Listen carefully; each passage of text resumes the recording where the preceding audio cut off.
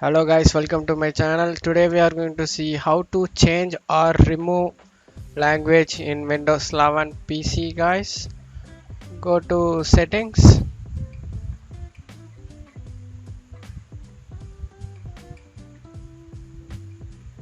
go to time and language and go to language religion. Now this upwards is default language guys.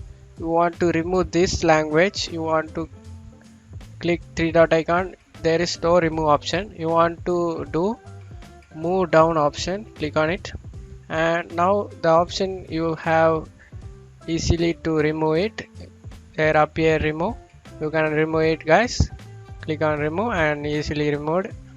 And this language you can't remove it, this is now default language. Change it like this, move this to default language, and that's it guys. Hope you guys like it. Thanks for watching my video.